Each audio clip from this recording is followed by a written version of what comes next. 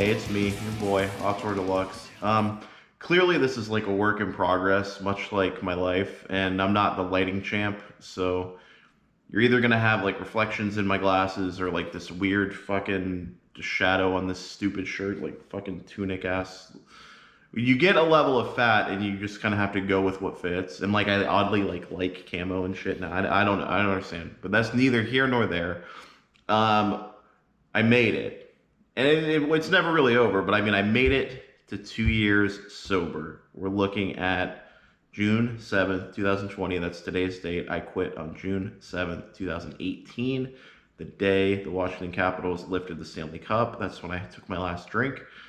So I'm proud of myself, and I think it would be fitting today to do a video about drinking movies I liked to watch when I was drunk. So it's broken down in three categories. I have movies I liked to watch when I was drunk. I have movies that make me never want to drink again, and I have good recovery movies for people that are sober, trying to stay sober, interested in exploring the idea of staying sober.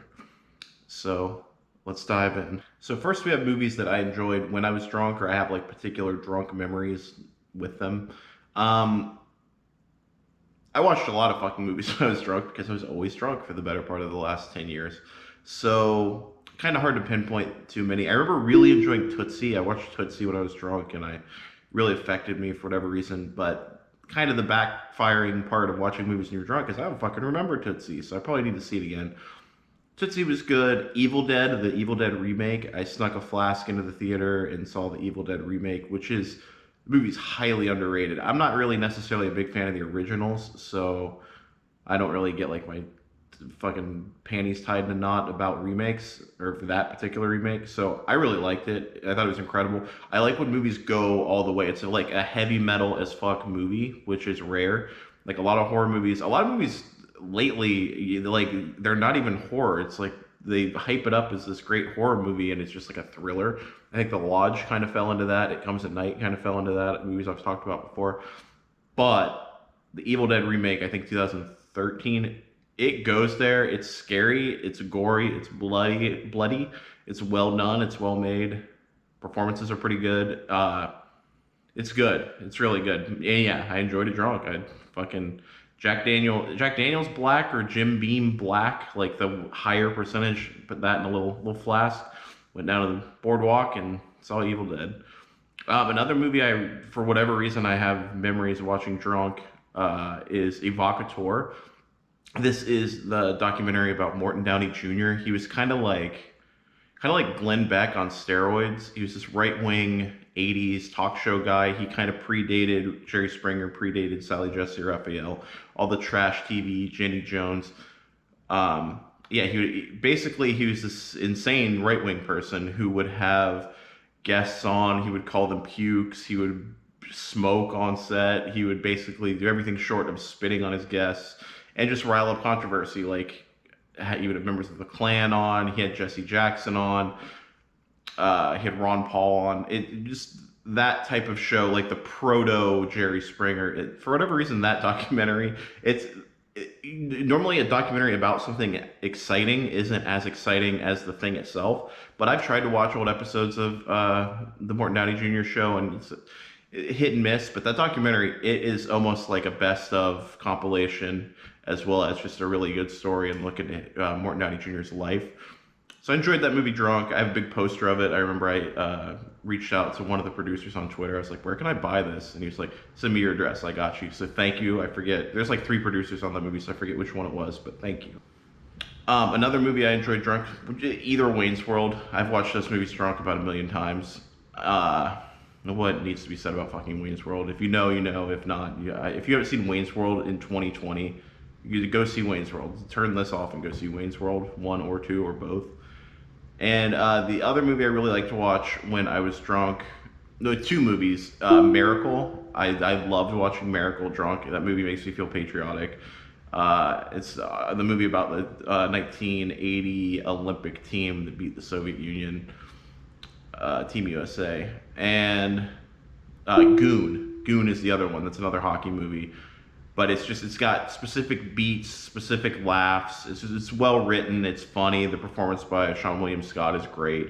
it takes a lot for me to even watch something with Jay Baruchel in it, let alone something he wrote and directed. So, saying a lot. Really like that movie. Highly recommend it. I genuinely think you can enjoy that movie without liking hockey. Obviously, I really like hockey, but I think Goon, you can not like hockey and get a good laugh, get a good kick out of Goon. Goon 2, avoid like the plague. Goon 2 is terrible. Don't watch Goon 2. Next, we have movies that made me never want to drink again or scared me out of drinking. Um, the first one, the one I always think of is Leaving Las Vegas. I actually refuse to watch Leaving Las Vegas. I have not seen Leaving Las Vegas, but from what I've heard, especially when I was in the throes of my alcoholism, I did not want to. I didn't want to see that. I don't want to see someone die of alcoholism. No thanks. And even now, it's kind of too touchy, and I'll sit through some disturbing things, but for whatever reason, and I mean, I don't know, maybe it's not as disturbing as it is in my head, but I have no desire to see Leaving Las Vegas. But as far as movies I have seen that make me never want to drink again, a couple that come to mind are The Master. Just the way the Joaquin character and the Philip Seymour Hoffman character are drinking like literal fucking paint thinner and like oil and making these weird concoctions of barely edible, like things that shouldn't even go in your body that are getting them insanely fucked up. Just I don't I've been too close to that to enjoy that. But I mean, I still love that movie, but it makes me not want to drink. It really makes me not want to drink. And I actually saw that movie very fucked up, like more than normal. I remember I had like a bottle of, I don't even remember what it was. It was higher proof than I normally drink, and I think I would drink like half the bottle just within the setting of the movie. So yeah, that movie reminds me of being drunk. Next one would be Krisha. As much as I love that movie, it is a great reminder that I don't want to drink. Everything will fall apart if I do drink. And it's just a reminder of being the black sheep of your family. I mean, I've talked about Krisha 100 times on here, but they really nail what it's like to be kind of ostracized from your family and just being in your own personal hell while you are an alcoholic. So, as much as I love that movie, it does not make me want to drink, which is good. I remember seeing it as an alcoholic, and I'm thinking, like, look at what Krisha's family is putting her through. Like, look at this horrible, mean family. And then I watch it now, and I'm like, look at what Krisha is putting her family through. So it really kind of works on both levels, and yeah, that movie does not make me want to drink. Next one is The Golden Glove. I know I brought this movie up on the channel a couple times. I really want to review it one of these days. But this is, it's about Honka. I forget the first name, last name is Honka. It's about a real serial killer. Anyway, that's neither here nor there. He hangs out at a bar called the Golden Glove, but just the way he drinks in that movie, and he becomes a vicious person, which a cruel and vicious man, and it's realistic. Like, it feels real.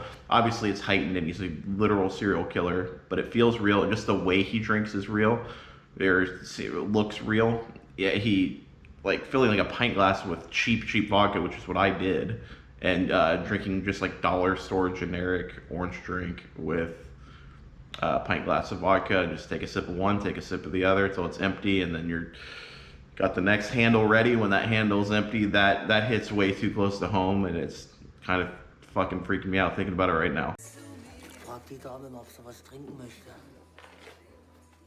Nee, er ist mir zu hässlich. Es gibt genau 3 Gründe, warum der Mensch trinkt. Erstens, um was Schlimmes zu vergessen. Zweitens, um was Schönes zu feiern. Und drittens, wenn man nichts los ist, dass was passiert. Drinking to Oblivion. That's a Louis Theroux documentary. I forget what year it came out. I'm not sure where you can find it online. You can find it. I think it was like a special TV movie. But it's a documentary about like hopeless alcoholics. Guy getting his like stomach drained, and not like your stomach pumped, but just like fluid from drinking and just abscesses. And it's just a lot of what my life was towards the end of my drinking, which is emergency room visits and EKGs and one of those heart monitors that you wear for a day and you go get the results. It's just like being in denial of the medical aspects of what's going on when you're drinking yourself to death. This movie, it goes there and it shows it, and I'm grateful that a movie like that exists, so people, maybe somebody that had a family member that's an alcoholic was flipping through the channels on the BBC and saw that, and it kind of opened their eyes, because it's brutal. And the last movie, I'm sure there's more, but the last movie I can think of for this particular video that makes me never want to drink again is The Lighthouse. Um, just the fact that Robert Pattinson's character, I think he relapses, or he's at the beginning he doesn't drink, but then by the end of it he fucking drinks, and he drinks a lot. He's drinking like light oil and all this, kind of like the Master, just this dime store drunk of things that are or are not alcohol. And just what really hits me about that movie and alcoholism is the idea of you're stuck on a fucking island.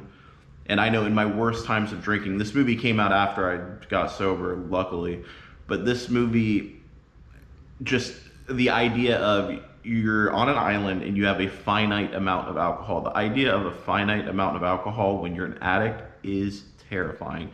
The idea of I'm so glad now that I quit drinking, because just the idea of these like DoorDash will bring liquor to your fucking house, I'd be dead. I'd be dead within a month of that. So the idea of being stuck on an island, there's a finite amount of booze, and you're a crippling alcoholic, that's a terrifying thought. So yeah, that's a good movie that I like to watch when I think I might want to have a drink, because you go through it, you go through the ups and downs, and there are times where you get a little desperate and feel like you need a drink. And I just remember Robert Pattinson, just that there's that shot of him just chugging fucking whatever it is, and I want to do that. Next, we have recovery movies, movies that either helped me or movies that are specifically about recovery and quitting drinking. These are varying levels of good. Not all of these I would really recommend, but and again, I'm biased. Like, these movies touch me, so they may not touch you the same. Might not be good. It's kind of. I always think of it like how sometimes women are really into those Hallmark Christmas movies. It's like, if they recommended me one of those, I wouldn't fucking watch it. So I get it. If you don't want to watch an alcohol recovery movie, or if that's not in your particular lane, I totally get it. But they help me to varying degrees. The first one is A Million Little Pieces. Movie is not very good, I'll be honest. But that book helped me immensely the first time I quit drinking. I don't understand why James Frey got a bad rap. Like, he embellished some of it, but it's still impactful, so who cares? I don't know. He kind of got canceled before getting canceled was a thing for whatever reason. But yeah, read the book. Has anyone not read that book? Anyway, the book's great. Movie, not so much. You get to see the guy from Kick-Ass, it plays James Frey, and you see his dong immediately. Like, he's naked in the opening credits, which I wasn't a fan of that. He's got a pretty big hog. I mean, the dude has a shockingly big hog. The next one is Don't Worry, He Won't Get Far on Foot. I've talked about this on the channel before. It's a great movie about recovery. It's a great movie about the part of the program where you take inventory of your past fuck-ups. And I'm kind of, today, being 2-year anniversary of quitting drinking, I'm kind of, those things are heavy on my mind right now. Just they go over that in the movie, and Jonah Hill's in the movie. Jonah Hill's character, I already talked about this in the review for it, but Jonah Hill, it's the best performance by him I've ever seen. And he plays kind of a AA elder, and he's really good. It's a really good movie, and that movie helps me a lot. This is the big moment. There's no lightning bolt that shoots you and cures all your shit. There are discoveries and epiphanies and moments of clarity, but this doesn't just go away. You have to wrestle with this shit every day. Some of that pain will remain there forever. Some of that shame will remain there forever. But you have to fight with it or you'll fucking die. Next one is Smashed. This one is, like, I feel like particularly beneficial for people that are in recovery or just need a pick-me-up when they feel like they might relapse. What's his fucking name? Aaron Paul. It's got Aaron Paul and the girl that played Ramona Flowers, and they're a couple, just kind of drinking every night, and then whoops, one day she accidentally smokes crack while she's drunk, and she enters AA. And yeah, it's good. It feels realistic. Like, I haven't seen it in a while. I saw it within like the first 6 months of me quitting drinking, and I remember it helped me then. I'm not sure how much it would help me now, but it felt realistic at the time. It felt like a passion project by whoever made it. I forget who the director was. Anyway, if you're in that particular lane of quitting drinking or trying to quit drinking, it's impactful. So I recommend it. The Spectacular Now.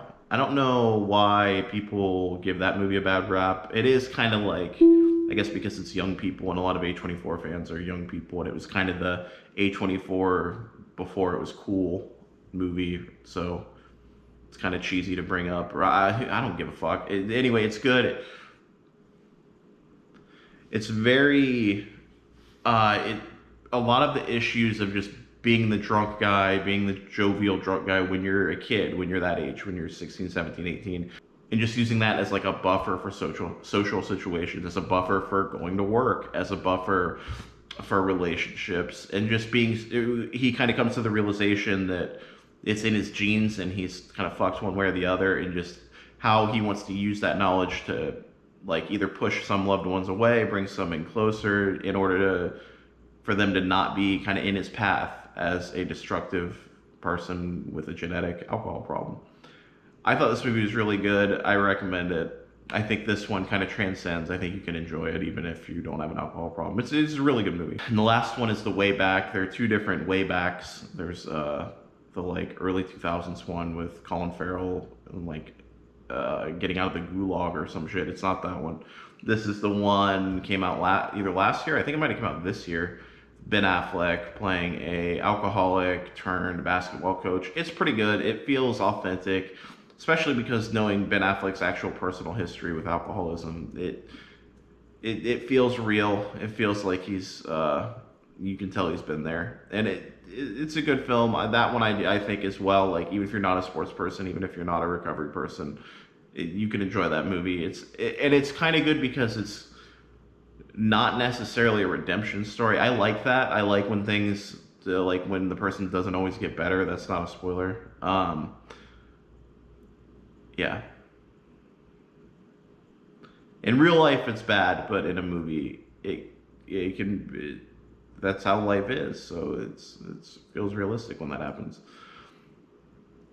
All right. Was this a good video? This is an emotional day. This is a hard day for me.